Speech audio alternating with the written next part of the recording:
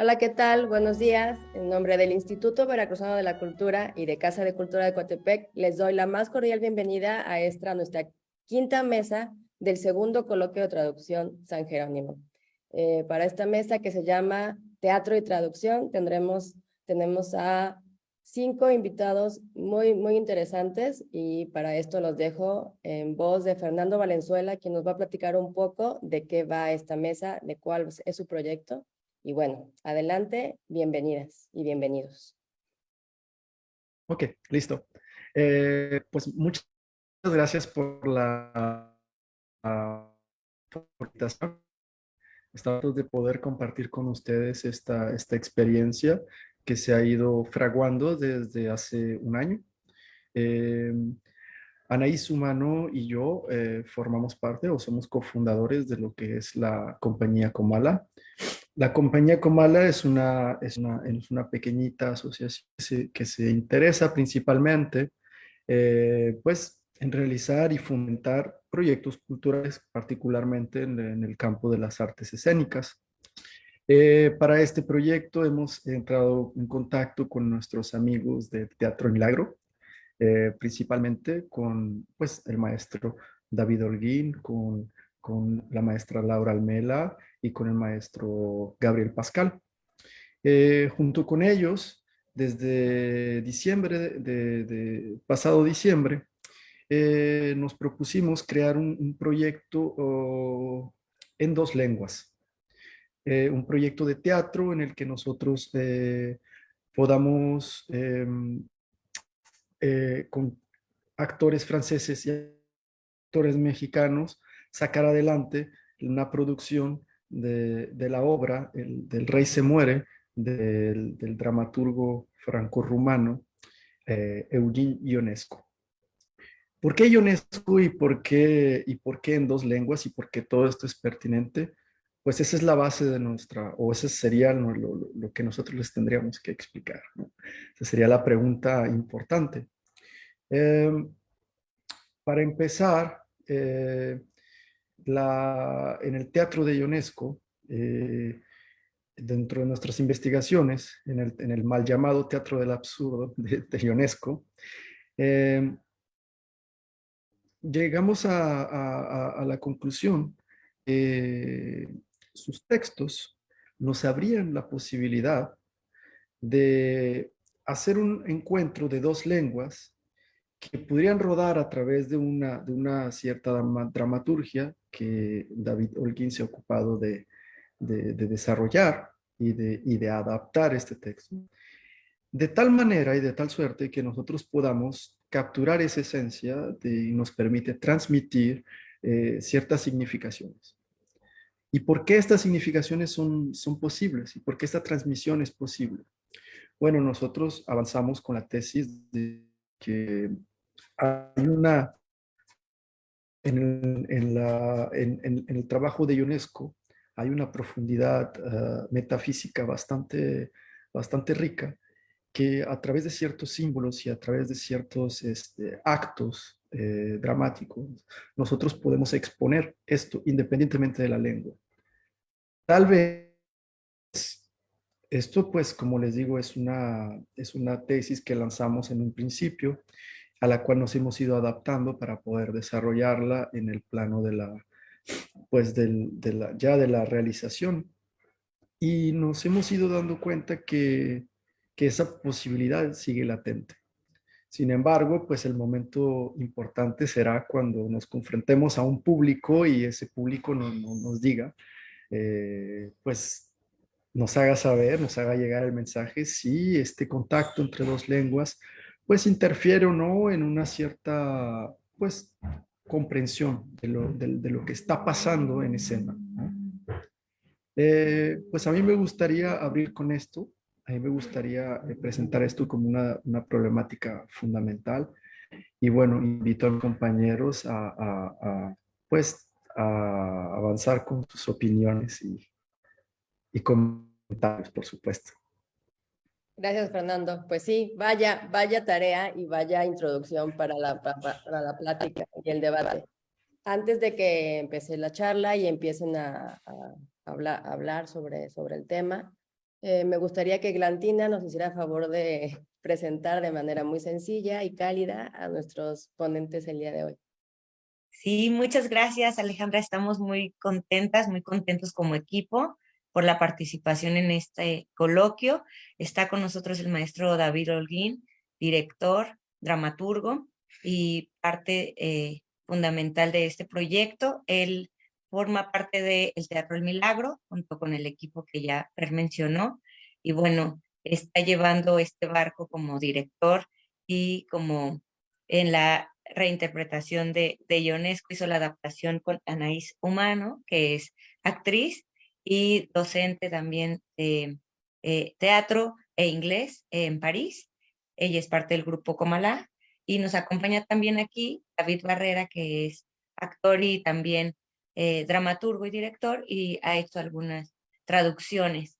Yo me sumo como David Barrera a este equipo, que soy muy afortunada porque estoy haciendo la producción ejecutiva de este proyecto El Rey se muere, pero también, pues como David, estoy de observadora en este proceso creativo. Digo muy afortunados porque estamos compartiendo pues la pasión que es el teatro y pues además entrando a este reto que es el francés y el español en escena, juntos conviviendo a través de este texto de Ionesco. Muy bien, perfecto, pero sí, realmente son valientes y solamente ahí van a saber qué pasa, ¿no? Hace falta la experimentación, la valentía y el coraje para hacer cosas nuevas y darle pues a la comunidad más cosas por qué pensar, ¿no? Y qué sentir y que no todo quede ahí en el caos diario en el que vivimos. Bueno, pues los dejo hablar, aquí estaré yo acotándolos un poquito y muchas gracias. Muy bien, pues yo creo que a partir de la premisa que nos da Fernando, yo, no sé, continuaría con, me quedé pensando en nuestra temática principal que es teatro y traducción, y a partir de lo que plantea Fernando, que es el reto de estos dos idiomas en escena, yo cedería la palabra al maestro David Holguín, y luego quizá participamos un poquito nosotras de este lado para que nos comente cómo va con este reto de llevar a escena a Ionesco a través del idioma original, que es el francés, y la interpretación que hicieron juntos David y Anaís en esta puesta en escena que vamos a estrenar próximamente. Con todo gusto, Glantina. Bueno, lo primero que quisiera mencionar, así como Eglantina lo puso en el contexto en el que estamos conversando, que es un coloquio sobre traducción, que la traducción escénica siempre implica una enorme cantidad de problemas que parten inclusive de la nomenclatura. Es decir, nos hallamos en la actualidad para tratar de nombrar ese fenómeno donde aparece el texto original, luego una traducción, y en cuanto roza con la escena, aparecen los conceptos de adaptación, versión, versión libérrima, adaptación basada en una idea a partir de, y todos los mecanismos que pueden rondar ya inclusive el plagio, y de pronto la evasión de los derechos de autor, los derechos de traducción y muchas prácticas que resultan de pronto libérrimas en el momento en que se pone en contacto el texto literario, vamos a ponerlo, o dramático, y la escena. Creo yo que bueno, que estamos ante un asunto donde lo que de fondo estamos discutiendo es la mediación entre dos culturas, un país, una época específica, formas culturales específicas, y luego ese trasvase a formas culturales distintas, ¿no? Y se puede ser en medio de eso mediador, que creo que es el rol de los traductores, que a fin de cuentas inevitablemente hacen una adaptación. Y número dos, una creación muy específica para una puesta en escena. Es la discusión que tenemos desde el siglo XX, a propósito de la diferencia entre dramaturgia y teatro. creo que aquí nosotros estamos partiendo de que pensamos nuestro proyecto en función de un hecho teatral. Número uno, el encuentro de dos compañías, de dos culturas diferentes, a partir de Ionesco, que es quien nos convoca. Y de entrada estaba la imposición, bueno, no imposición, sino una razón de ser del proyecto, donde lo que queríamos es que fuera adaptado para dos actores, una actriz y un actor francés, y exactamente la misma dotación, digamos, como en una orquesta, en el caso mexicano. Solamente 4 actores. Y uno diría, ahí está la primera gran traición a Ionesco, nos lo preguntaríamos, es decir, un autor que escribió su texto para más personajes, a fin de cuentas, en escena. Y luego, número 2, esto que he marcado muy bien, Fernando, como el encuentro de dos idiomas, que pudiera parecer de pronto caprichoso. Ese era, digamos, el gran reto a propósito de la adaptación. Es decir, Fernando usa esta expresión, es bajar el balón correctamente sobre un reto que era ese encuentro cultural. ¿Qué implica a fin de cuentas? Y bueno, en este proceso a que hemos llegado. Hemos llegado a, yo creo, la manera más seria que lamentablemente en nuestro país se ha ido perdiendo con el tiempo, que es de pronto encontrar una buena traducción en español, una buena edición del original en francés. En nuestro caso recurrimos a la traducción al español de María Martínez Sierra, de origen, digamos, y diría yo eso es una traducción literaria. No opera para la escena. Diría inclusive aquel que quisiera montar esa traducción tendría que adaptar, porque esa traducción fue hecha en un momento dado para escenarios españoles y donde evidentemente entramos en el problema del uso de nuestro idiolecto, muy específico, a fin de cuentas. Y eso de inmediato requeriría trabajo de alguien que está haciendo una reescritura, vamos a ponerlo así. Y luego entramos con una conocedora profunda de Ionesco, que es Anaís Humano. Anaís Humano, digamos, ha escrito su tesis y demás, trabajando sobre ese llamado teatro del absurdo, lo ha ubicado en otro territorio a Ionesco, digamos, haciendo una revisión de todas las ideas que le dieron nombre al teatro del absurdo, Martin Esslin, etcétera, etcétera. Y creo que estamos en el caso de alguien que es una conocedora profunda de la obra de Ionesco y que hace un estudio muy, muy, vamos, muy profundo de las fuentes y demás. Y entonces, ¿a qué se aboca ella? A tratar de que nuestra adaptación también tenga, a fin de cuentas, una raíz académica seria, digamos. Pero, y bueno, aquí entramos a las grandes polémicas de la traducción para la escena, ¿no? Que dice por ahí un traductor, Ben Gunther, dice, toda traducción filológica es una traición a la dramaturgia. Y bueno, ¿por qué? ¿Por qué esta idea de que es una traición a la dramaturgia?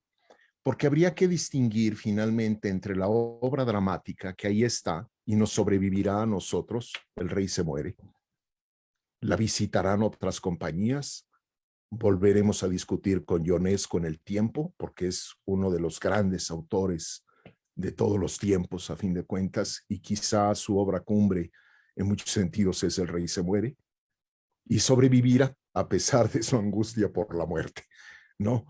Y entonces, ¿qué aparece? Pues una idea de puesta en escena. Como bien lo dice Fernando, es tomar la esencia de ese texto, que es una esencia de una pregunta metafísica, para discutir nuestro paso efímero en el mundo, y a la vez la megalomanía que tiene el poderoso, que se cree eterno, y Ionesco nos hace una radiografía y un cuestionamiento brutal sobre el poder. Esta sensación de todo lo puedo controlar, salvo una cosa, mi propia extinción. a fin de cuentas, mi apocalipsis interior. Y de eso va este proyecto. Y ahí aterrizamos el problema español-francés.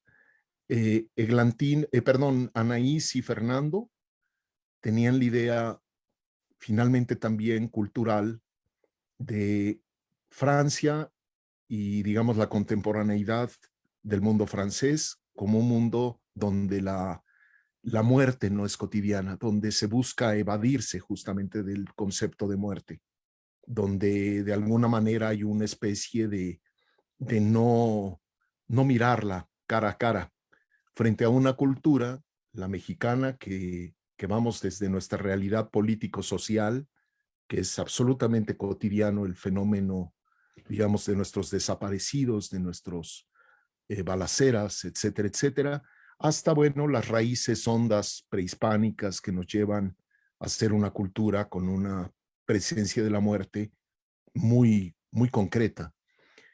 Y yo diría que en esta puesta en escena como una provocación, la muerte habla en español, por así decirlo, mientras la evasión o digamos el oropel, la fuga, habla en francés. Y ahí está ese choque de cómo nos entendemos unos y otros, y desde la adaptación está planteado ese tema a fin de cuentas. ¿Qué estamos haciendo? Pues sí, una traducción de entrada, de inicio, el trabajar con una traducción literal, seria, que es lo que se hacía en México, en el teatro mexicano en los años 70, los años 80, es decir, había especialistas que trabajaban de esa manera, y luego un dramaturgo, a veces coexistían en nuestra tradición, como Juan Tobar, que era un espléndido traductor y adaptador. Y luego, digo yo, aquí lo que hicimos fue entrar a ese proceso de adaptación y diría yo inclusive hacia la noción de una versión sobre Ionesco. Pero yo lo que diría es que ahí está Ionesco en el centro del asunto y finalmente con un conocimiento de causa de lo que estamos haciendo. Eso es lo que diría al respecto de entrada, ¿no? Adelante, Anaïs. Ouais, je vais. Fernando, tu vas me traduire, je pense. Si. Oui. J'aimerais juste revenir sur. Je sais pas si Fernando il m'entend. Fernando, tu m'entends? Oui. J'aimerais juste revenir sur le C'est terme bon. donc d'absurde, en fait, le théâtre absurde qui a été étiqueté donc par un critique anglais qui s'appelle Martin Esslin dans les années 60 et qui a en fait catégorisé plusieurs dramaturges comme Ionesco, Beckett, Adamov, les a regroupés dans cette catégorie de l'absurde et Oui, doucement. Gustaría de volver a remarcar. A mí me gustaría revenir sobre el asunto del concepto de absurdo, del teatro del absurdo, que estuvo, bueno, que fue elaborado por en los años 60 y que reagrupaba de dramaturgos donde Ionesco, Beckett, Adamov y otros. Et justement, en fait, chaque dramaturge à l'époque s'est révolté contre le terme. Et par exemple, Ionesco, il a dit non, et Beckett aussi, on dit non, notre théâtre n'est pas absurde. Et Ionesco, il a utilisé le terme de onirique, d'incroyable. Et en fait, ça les a voilà, enfermés et un peu réduits, en fait, je trouve, leur théâtre. Et quand on lit justement l'œuvre de Ionesco, c'est tellement plus que ça, en fait, ça va au-delà de l'absurde. Et voilà. Et je voulais juste dire aussi que... Non, vas-y, Fernando. Oui, merci. cuando Esslin propone este término, la mayoría de los dramaturgos que entraban dentro de esta categoría hicieron una revuelta contra el término, entre ellos Ionesco, y Ionesco hablaba de su teatro utilizando otros términos como onírico o como lo sorprendente, en vistas de las restricciones que implicaba el absurdo o de los malos entendidos que habla lo absurdo. Et donc, justement, ce qu'on voulait faire avec Fernando, ce qui nous intéressait ici, c'était de montrer, mais aussi dans la mise en scène, que ça allait bien plus au-delà de ça et que, en fait, il y avait de vraies structures, comme David l'a dit, de vraies structures dramaturgiques shakespeariennes et antiques. Et c'est pour ça que j'avais fait, mais il y a longtemps, je m'étais amusée à prendre des répliques du roi Lear de Shakespeare et de Oedipe Roi de Sophocle, et je les avais intégrées au roi Summer de Ionesco. Et j'avais fait une sorte de collage, et je l'avais fait lire à des personnes, et je leur avais demandé est-ce que vous aimez bien le texte de Ionesco, donc du roi Summer, et en fait, ils n'avaient même pas remarqué qu'il y avait des répliques de Shakespeare et qu'il y avait des répliques de Sophocle. Parce qu'en fait, il y a vraiment un écho. Et voilà, c'est ça qu'on voulait aussi montrer dans la performance, quoi. Bueno, en un principio, Anaís y Fernando, o sea, yo, comenzamos por hacer este proyecto pensando en la posibilidad de encontrar esas estructuras shakespearianas o antiguas que se encuentran en la raíz de Ionesco. Para esto, Anaís se ocupó de hacer un collage de réplicas, integrar al texto de El Rey se muere, algunas réplicas del texto del Rey Lear de Shakespeare y de Edipo Rey.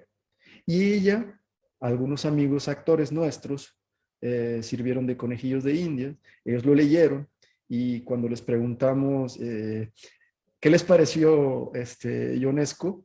Ah, pues muy bien, pero nadie reconoció de primera instancia, por supuesto, que se trataba de un collage con réplicas de Shakespeare del Rey Lear y de Edipo Rey. Entonces, esto nos pone en esa investigación de carácter, pues, metafísico, ¿no? Bien profundo. Y creo que también estaba esto dentro de las intenciones de Ionesco, ¿no? Yo creo que esto hacía parte de la acción, nunca dicho de esa manera.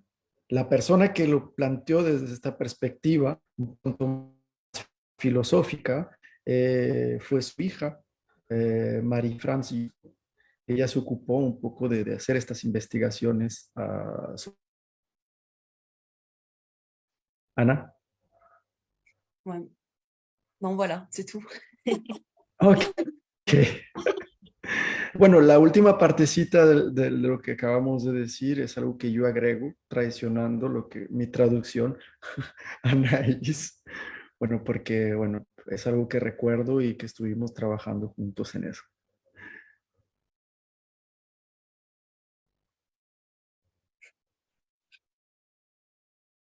Bueno. Bueno, ahí yo no sé si enmarcados en esta charla de teatro y traducción, yo comentaré un poco lo que me ha tocado ver desde afuera, a partir de lo que he visto que han llevado a la escena, porque ya se ha trabajado sobre la escena. Y justo creo que ahí el trabajo del actor o la actriz que están haciendo en este elenco, pues forma parte de la reinterpretación. Si bien están tratando de tener este diálogo entre el francés y el español a través de un texto que desmenuzaron ya previamente en el trabajo de mesa, entra ahora como en un tercer, cuarto proceso donde ya el elenco, las actrices, pues de alguna manera estos puntos y comas y estas emociones, sentimientos, pensamientos de los personajes, pues se van a traducir a la escena. Y eso era lo que me parecía también muy interesante de esta charla, cómo después de tratar de ser fieles a un autor y a lo que quiso decir en su texto, se reinterpreta a través del cuerpo y de la percepción que cada actor o actriz le quiere dar. Y en ese sentido siento que es un reto muy grande, porque acá esperamos que las personas que vean la obra entiendan lo que está sintiendo el rey, lo que está sintiendo la reina, cómo visualiza su muerte o cómo se aferra a la vida. Y, y eso entre líneas y entre las relaciones de los actores y de las actrices, cómo cada una va poniendo su interpretación sin puntos y comas en el texto, más bien en esta interpretación de las emociones y el gesto. Es algo que me quedé pensando a través de la temática de esta charla, pero no sé si me viaja. No, no te viajaste, ¿no? Sí, sí, seguramente debe de ser un viaje. Ya la quiero ir a ver, la verdad, voy a ir a México para verla. Se me antoja muchísimo. A mí la muerte, y bueno, estoy aquí porque también estoy escuchando y me gusta participar siempre, y para no estar ahí nada más como boyerista. La muerte para mí ha sido un tema. Mi hermana la mataron hace 12 años y mi madre ahorita justo está muriendo de cáncer. Entonces, siempre agradezco a la vida porque gracias a la literatura es que estoy aquí. Mi familia siempre ha sido ese nuestro estandarte, el arte y la literatura. Entonces yo creo que estoy aquí justo para sortear la vida y para ver cómo de verdad podemos ver la muerte, sentirla, pues a través de otros. Entonces, bueno, yo ya me quiero ir a México a ver esta locura. ¿Quién va a seguir? ¿Quién va a seguir? Yo quisiera, antes de continuar, porque ya se han tocado bastantes temas, o sea, a partir de o sea, es lo impresionante, ¿no? Con Ionesco, cómo a partir de un texto pensado para la escena de esta obra, El Rey se muere, se pueden ver tantas temáticas y, bueno, el ejercicio de la traducción está. Creo que me gustaría empezar por mencionar que cuando yo llegué al proyecto y primero, curiosamente, antes de ver uno de los ensayos, una de estas trabajos de mesa, me llegó antes el texto. Entonces, para mí fue bastante peculiar ver, por un lado, textos en español y otros que estaban en francés. Y yo decía, algo extraño va a pasar. Y ya cuando estaba viendo estas primeras lecturas y ahora que ya se está haciendo el trabajo en los ensayos, en escena, me remitió a una película que vi el año pasado que se llama Drive My Car. Es una película japonesa que es la historia de un director. Este director de teatro fallece su esposa y estaba en el proceso de montaje de Tío Vania en Japón. Y ocurre algo bastante peculiar porque ahí no solo junta el japonés con el inglés, sino que también incluye el lenguaje de señas. Entonces son tres lenguajes confluyendo en un montaje y se aprecia muy bien en la película. Y al final tenemos una de las últimas escenas de Tío Vania, casi toda íntegra, siendo representada para la película. Y fue esa pregunta, ¿no? O sea, eh, ¿por qué decidir hacer esto? Y se fue todo aclarando, como ya lo mencionó el maestro David. Creo que algo de lo más interesante con este texto es cómo sentimos también una fascinación por la vida, pero al mismo tiempo por lo desconocido. O sea, el tema de la muerte no es ajeno en ninguna parte. Han sido exploraciones desde la literatura y vaya, o sea, es increíble cómo a pesar de los siglos, a pesar de la resistencia, de los avances científicos, pues uno va a seguir aquí, ¿no? Y va a seguir aquí hasta que el cuerpo diga que ya se acabó todo. Entonces, creo que a lo que quiero llegar y lo que quiero decir con todo esto es que la traducción es, y para el teatro principalmente, es una oposición a la vida de un texto porque se le está buscando dar una nueva vida en un nuevo idioma. O sea, si realmente los grandes escritores del teatro han perdurado es porque se les ha traducido, porque se les ha querido rescatar. Eh, Irene Vallejo menciona en su libro de El infinito en un junco un poco de la historia de la traducción y dice, con los Ptolomeos y esta gran decisión que tomaron de empezar a traducir textos para resguardarlos en un idioma nuevo, que es algo titánico, ¿no? O sea, empezar a decir, quiero conocer cómo piensan otras personas que no viven en el lugar donde yo vivo y lo que tengo que hacer es aprender su idioma, convivir con esas personas y rescatar todo eso para que no se pierda. Entonces, bueno, seríamos sin duda hoy en día otras personas si no hubieran traductores. Aunque por el otro lado, creo que quien traduce teatro y específicamente quien traduce para la escena, pues está consciente de lo efímero, ¿no? De que la vida dura lo que un pestañeo, lo que dura enamorarse, que es muy breve, y que eso mismo va a pasar con su traducción, porque llegará un momento en el que esa traducción, venido de otro contexto, va a ser ya anacrónica, es decir, ya va a pasar a ser parte de la historia y se tendrá que hacer una nueva traducción. Entonces, al menos en el caso del teatro, creo que las traducciones se tienen que estar refrescando para, pues sí, para darles vida en escena, que es como lo que se está planteando con este montaje. Y pues nada, por el momento sería todo, pero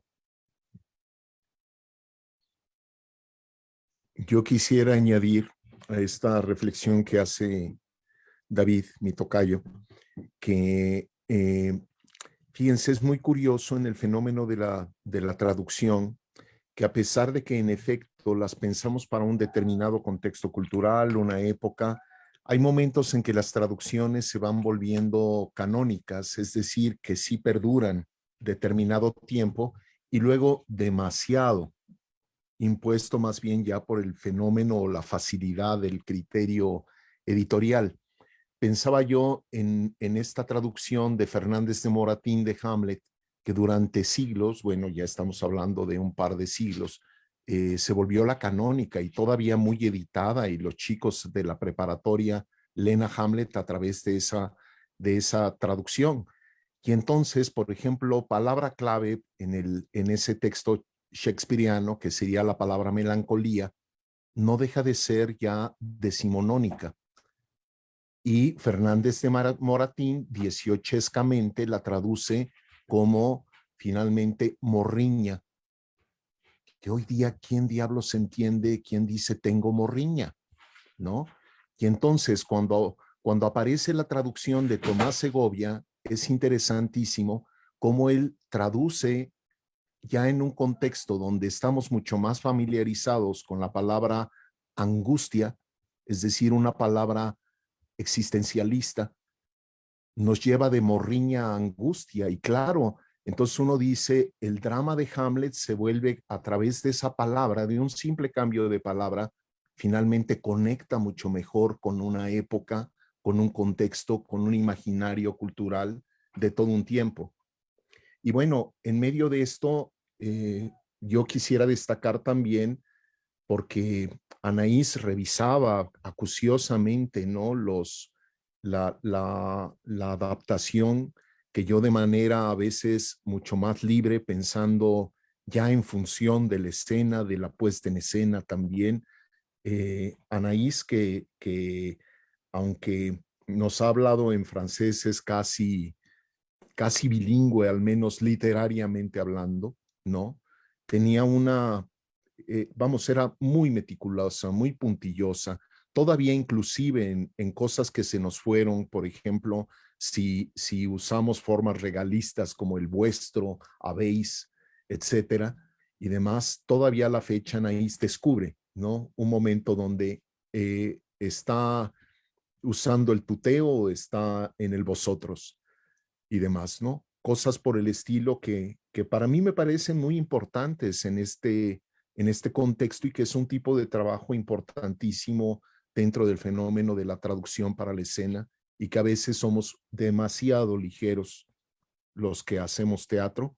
Creo yo que es también porque hoy día al menos el teatro de arte, el teatro que tiene un peso cultural importante, ¿cómo decirle? Se ha pauperizado. No hay presupuestos para pagarles a buenos traductores, para que trabajen nuevas traducciones. Y a veces lo que ocurre es que donde hay presupuestos, por ejemplo, en muchos trabajos de efiteatro, de los efiteatros, lo que ocurre es que se busca que la traducción tenga una lógica más económica, es decir, que sea una especie de abaratamiento del texto literario original, vamos a ponerlo así, que pasa por una especie de modernización, que diríamos casi traducción light, de convertir comprensible a Shakespeare. Un ejemplo de esto, esto es de los años 90, un muy buen dramaturgo puertorriqueño, José Rivera, en Estados Unidos, hace una versión, diríamos versión libérrima, que él dice que era una traducción de La vida es sueño de Calderón, pero donde tiene, por ejemplo, un final hollywoodense. Al final, Segismundo se casa con Rosaura, emigran, son felices y descubren que ya la vida no es sueño, sino que se puede realizar el sueño en la vida. Y entonces uno dice, ¿a poco ahí está Calderón? Pero bueno, en ese sentido lo que diría en esta aventura del rey se muere, tú decías, Alejandra, ese tema, pues la muerte que es algo pues terrible, dolorosísimo, pero a la vez Ionesco es tremendamente, en medio de su angustia existencial, tremendamente humorístico, tremendamente dolorosamente risible el tema también, ¿no? Y lo que yo le veo también a este texto es que él hace una reflexión donde va, digamos, cada uno de nosotros somos rey de nuestro territorio, nuestro imperio siendo nuestro cuerpo, las fronteras de nuestra carne, finalmente, ¿no? Y Ionesco lo lleva en medio de esa batalla humana por sobrevivir, por ser dueño de su imperio, su cuerpo, da otro paso, que es esa sensación de ser el rey, a fin de cuentas, y ahí está la discusión sobre el poder, pues nuestras megalomanías, nuestros fenómenos y por ello la necesidad de la democracia, el acotar al todopoderoso, ¿no? Y hace esa reflexión donde este rey se le cae el país a pedazos, se le cae su mundo alrededor a pedazos y demás, y aún así persiste en el poder. En nuestra adaptación, inspirados en otra obra de Ionesco, nos permitimos meter una voz oficial, algo así como construir la voz del rey a través, cualquier semejanza con la realidad es mera, no, diría yo, no sé si es una coincidencia o como dice Ibargüengoitia, una tragedia nacional, ¿no? Pero alguien que el discurso mañanero se vuelve, digamos, la voz del poder y un poco hasta allá lo llevamos, es decir, una máquina que es la voz oficial, una especie de entre radio, gramófono que se convierte en otro personaje. No está del todo, pero sí en El Rey se muere, pero ahí estamos haciendo, digamos, una especie de recuperación de otros textos de Ionesco, donde explora esa posibilidad. El maestro, por ejemplo, ¿no?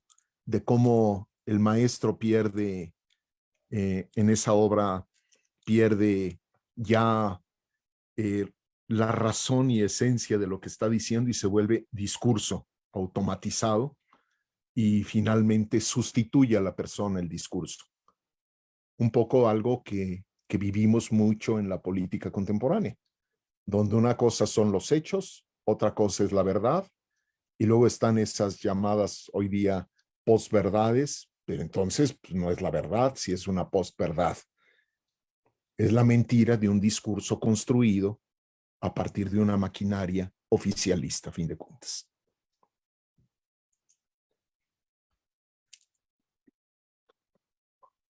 Bueno, yo creo que es así casi sin palabras. Sí, lo bueno que iba a ser una charla ligera, que para todo, no, si todos los podemos escuchar. Está súper interesante y yo no sé qué decir porque, bueno, porque no tengo nada que decir y mejor diga Eglantina o que Fernando se va y viene. A mí me gustaría escuchar a Fernando. Pero tenemos como un poco de mala señal con Fernando, como que a veces se corta. Sí, no, de hecho, disculpa, lo que hago es quitar mi cámara para que no se corte tanto.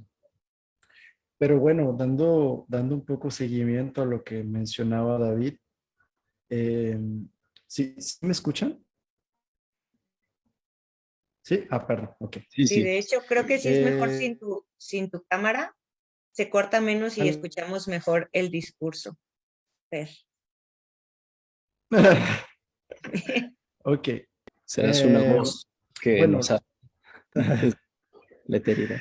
lo que pasa es que algo que conecta y que es importante mencionar es que con Ionescu, en el texto original, eh, hay otros dos personajes más que tuvimos que hacer una especie de síntesis, ¿no?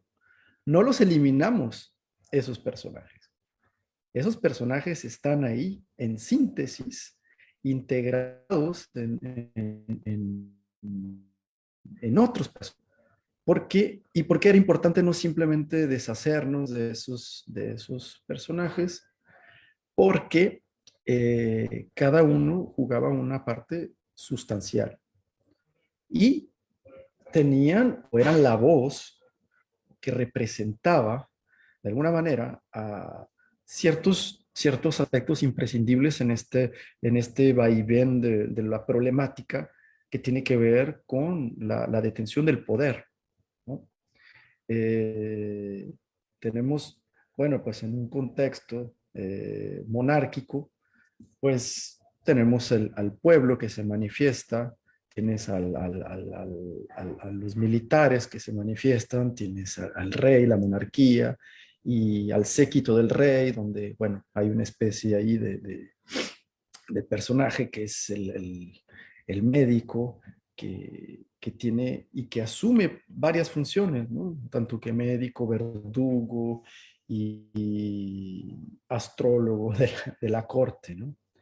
Entonces, algo que me parecía bastante interesante era pues ver cómo íbamos a poder pues sintetizar esas figuras que eran imprescindibles, ¿no? Bueno, pues en nosotros, bueno, la idea de David fue construir un aparato, ¿no? Que guardaba el discurso y que guardaba pues en esencia a esos personajes, ¿no? Algunas veces sonando como la sirvienta, alguna vez sonando como guardia, o algunas veces sonando como otra cosa, incluso ya en síntesis, como un metonaje que, ¿verdad? Esperamos que en la realización de la obra, pues, cobre vida propia. Este es como lo que decía, pues, atinadamente, pienso yo, estamos obligados, o sea, en el teatro estamos obligados a continuar con las traducciones. Estamos de alguna manera pues, atados a este ejercicio constante de reconstruir un texto dramático a partir de nuevas interpretaciones y que está expuesto siempre a este fenómeno, que algo en esencia. Es como si algunas de sus partes elementales sufrieran una especie de mutación. Y eso, bueno, pues eso como fenómeno, bueno, eso como herramienta para nosotros ha sido bastante interesante porque nos ha permitido avanzar en esto de trabajar en dos idiomas. Y la verdad es que me quedaría corto cuando digo dos culturas, porque no nada más mexicana de la muerte la visión de gala de la muerte, sino también nos topamos también con aspectos de la cultura rumana, de la cual, pues, Ionesco la hace presente, ¿no? Y por eso es que nuestro reparto está dividido tanto, bueno, en los actores franceses y mexicanos, pero hay un simbolismo rumano en torno al fenómeno de la muerte que también se encuentra presente, ¿no? Y todo esto, ¿no?, nos ha permitido enriquecer las formas y los relieves de la adaptación que está realizada. Todos estos elementos pues participan al unísono para que nosotros podamos pues surfear la ola de la mise en scène, de la realización. Bueno, nos ha costado un montón de trabajo, sobre todo la poder trabajarlo en grupo, estas reuniones en Zoom, esta petición, perdón, en Zoom, ha sido bastante complicado, pero bueno, queremos todo el mundo y queremos mostrar este trabajo porque también queremos entrar en diálogo con todos. Queremos ver a qué sabe esto, cómo, pues, cómo vamos a continuar con esta idea. Para mí es el primer proyecto de muchos y estoy, bueno, pues a una semana para integrarme ya a los trabajos y estoy impaciente ya de ver a todo el equipo reunido de manera presencial.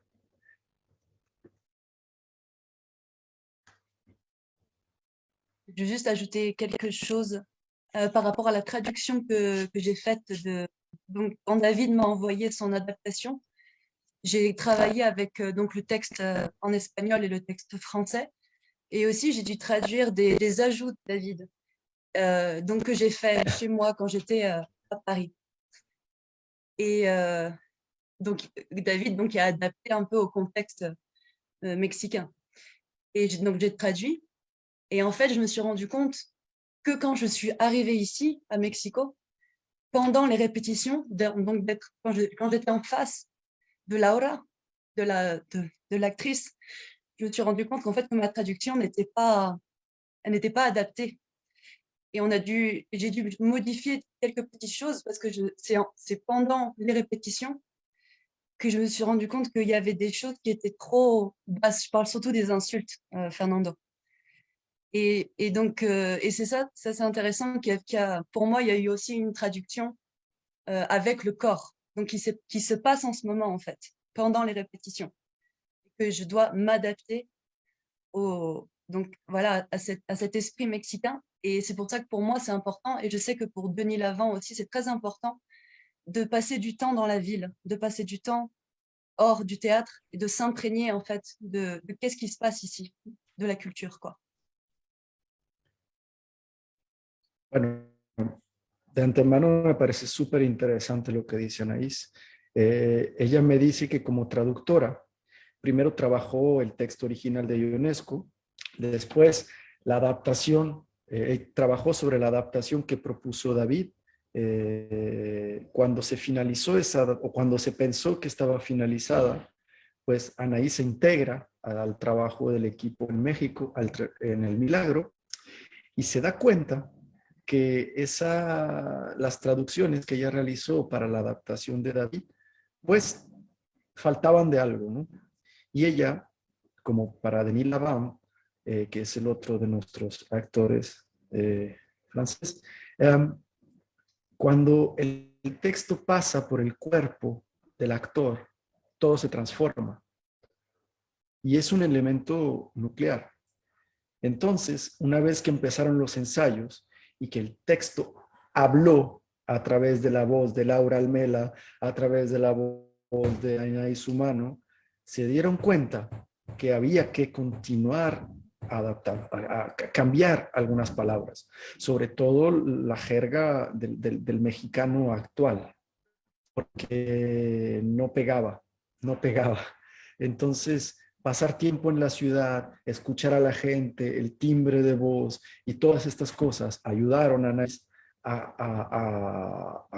pues a corregir de cierta forma preliminar. Y es muy interesante porque aquí entra de primera mano pues el cuerpo del actor, lo que la gente va a escuchar al final, lo que el público va a escuchar a través del cuerpo y la voz de una persona que está desempeñando pues una acción. Bueno, no sé, esos actores que estarán pensando de su participación en el fenómeno de la traducción.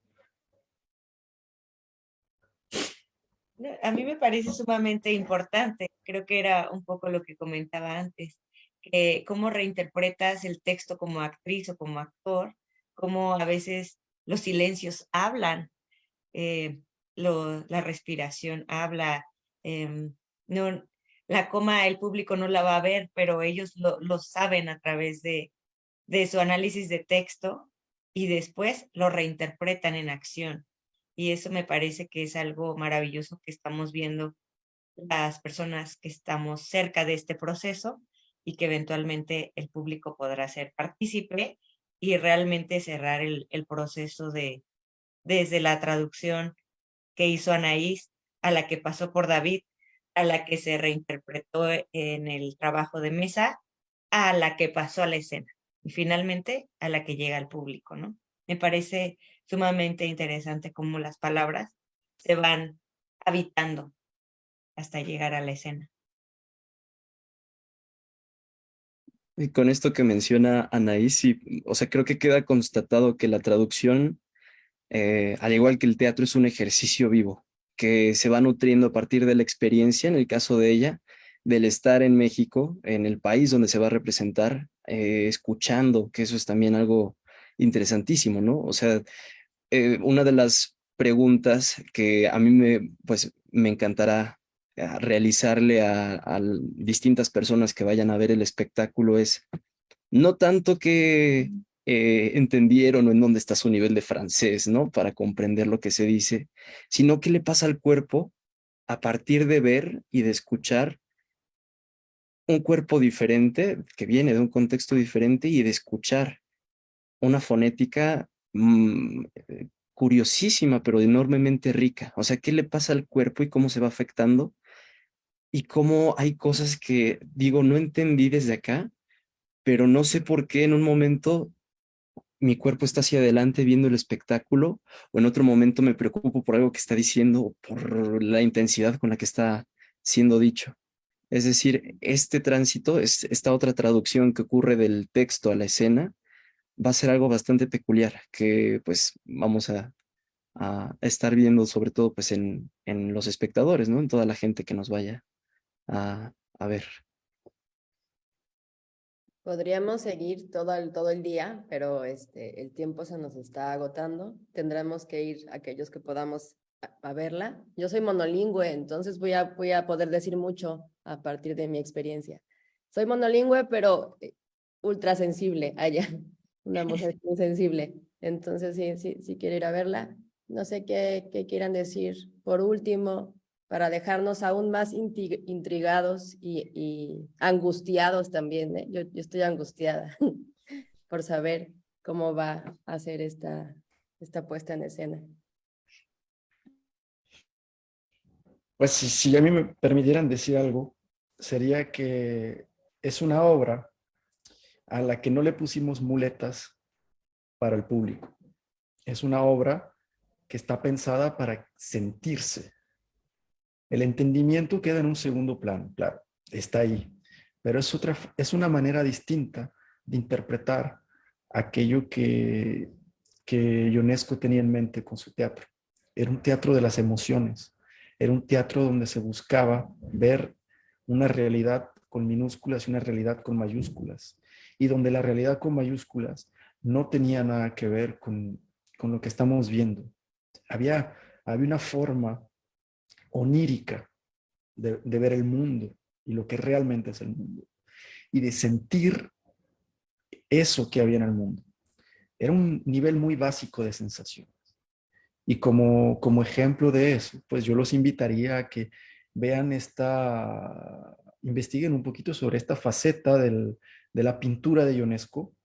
Y esto podría muy bien retratar eso que tal vez estoy intentando decir. No para todas las obras de Ionesco o leer todos los artículos sobre su vida y su obra, sino una buena lectura a este nivel de sensación y de emociones a los que queremos llegar. Y si nos reducimos a esto, pues bueno, todos los elementos, eh, o todo otro elemento sería pues un accesorio, ¿no? Un accesorio que bien utilizado lengua como un accesorio, bueno, el idioma como un accesorio para nuestra puesta en escena, pues podemos hacer algo muy bello con esto. Y pues gracias. Gracias por la invitación, por el espacio, por su tiempo, por todo. Y esperemos tenerlos por allá en el Milagro, el 25 a las 8 de la noche. Pues yo lo que diría así como palabra final, que aquí ha sonado mucho la palabra muerte, pero lo que nos ocupamos en el teatro, a fin de cuentas, y esa es la terrible batalla que damos desde todos los puntos de vista aquí representados, la producción, digamos, la literatura, la traducción, la adaptación, las actrices que dan su cuerpo, los actores que, digamos, encarnan palabras, pues es eso, es habitar, construir vida en el escenario. Creo que lo que vemos, a fin de cuentas, o esa es la misión, es como el rey encarnado, que será encarnado por este icónico actor del cine francés, Denis Lavant, el rey, a fin de cuentas, vive una agonía donde, desde nuestro punto de vista, su tono, a fin de cuentas, es trágico, rodeado de algo que es materia muy hispana, muy mexicana, esta percepción de pronto mencionaba Calderón, la vida es sueño, pero también que uno haya desde los poemas de Nezahualcóyotl, de esta sensación de que venimos a un lugar que es como un paisaje ilusorio y demás, hasta nuestra percepción de la Catrina y demás, donde conviven vivos y muertos, nuestros 2 de noviembre, que fuera del show hollywoodense, pues nos deja frente a ese gran tema de la memoria, gran tema de la coexistencia vida-muerte y el humor que hay de por medio, y que a nivel sensible, algo de lo que hay un momento en el texto donde le dice, siendo la actriz, en este caso Laura Almela, le dice a su compañero, le dice, hágaselo entender en chino, en francés, en el idioma que sea, ya le llegó su hora, le queda 1 hora y no sé cuántos segundos en el espectáculo y se apagará la luz. Hágaselo entender. Y yo creo que eso es lo que pasará, es decir, la materia sensible, finalmente la vida en escena, en nuestra necesidad humana de superar la muerte a través de qué, pues de todos nuestros recursos imaginados hasta ahora, practicados hasta ahora, y en medio de ello, pues el arte, a fin de cuentas, como expresión humana de comprensión, después de nuestro paso efímero, ¿no? Es lo que diría. Bueno, pues muchas gracias. Ya no hay más que decir, más que sigamos viviendo, haciendo teatro. Así sea. Así, ¿verdad? Así será. Muchas gracias a todas y a todos a los que nos están viendo. Gracias a nuestros participantes por sus geniales aportaciones a este mundo maravilloso.